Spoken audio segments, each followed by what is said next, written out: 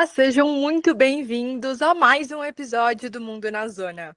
Eu sou a Giovana Branco, sou doutoranda em Ciência Política e pesquisadora de política externa russa.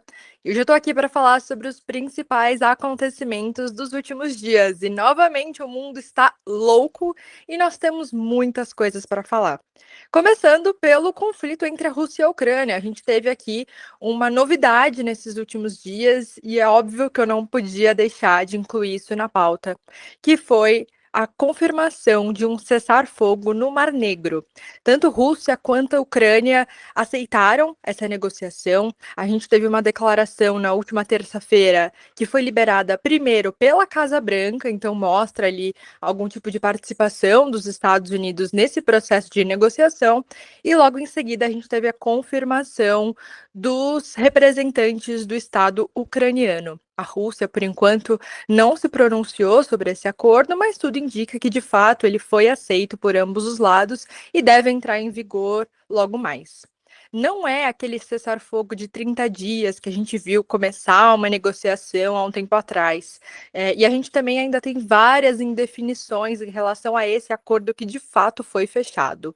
O que a gente sabe até o momento?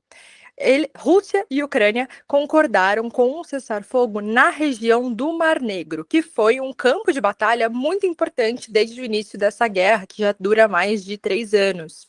A gente viu muitos bombardeios acontecendo na região, e inclusive lá no início do conflito, uma das principais cenas assim dessa guerra foi justamente quando a Ucrânia conseguiu afundar alguns dos navios de guerra mais importantes da Rússia. Ali na Crimeia, o porto de Sevastopol é onde fica a principal frota marítima russa. E é realmente uma região muito importante em termos de estratégia militar para ambos os países. Então, foi justamente no Mar Negro que a gente viu esse processo de negociação. Não é a primeira vez que isso acontece. A gente já viu um cessar-fogo sendo negociado no Mar Negro, mediado pela Turquia, há alguns anos atrás. Mas aquele processo, né, mediado pela Turquia, não durou muito tempo e logo a gente voltou a ter combates nessa região. Por enquanto, então, o que foi definido é que navios de guerra não poderão mais circular ali na região do Mar Negro, apenas navios civis e comerciais.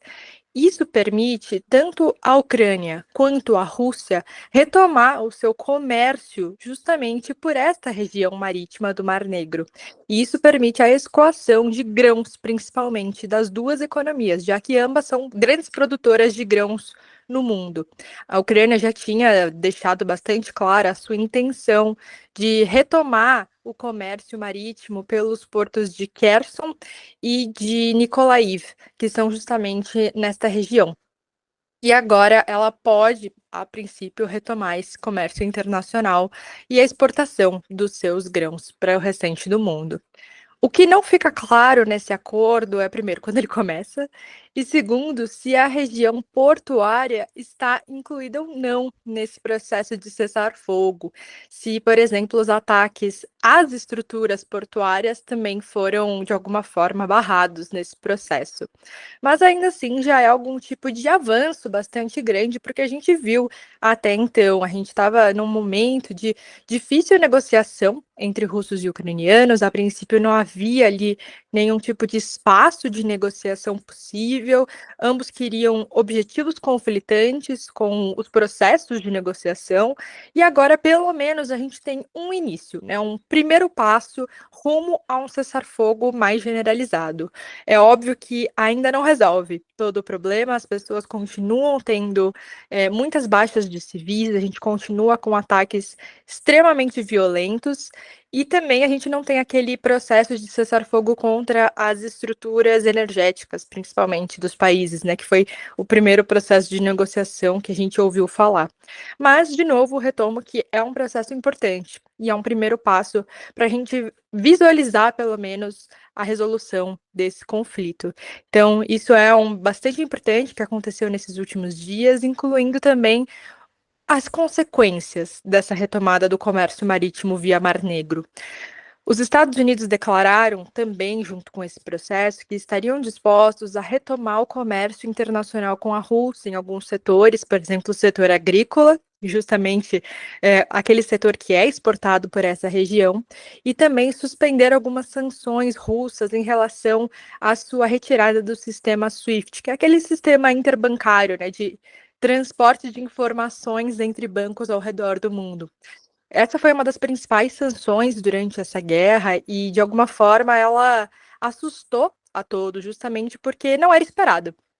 Comparando com as sanções que a Rússia recebeu lá em 2014, no processo de anexação da Crimeia, ninguém esperava que, de fato, os países ocidentais fossem assumir sanções tão amplas como a gente viu nesse processo. Então, agora, com o governo Donald Trump falando de talvez retomar o comércio com a Rússia, de reinserir a Rússia no comércio internacional, é também um desdobramento muito importante que a gente tem observado nesses últimos meses, né, dessa guerra, principalmente agora com a virada do governo norte-americano, que mudou completamente a política externa do país.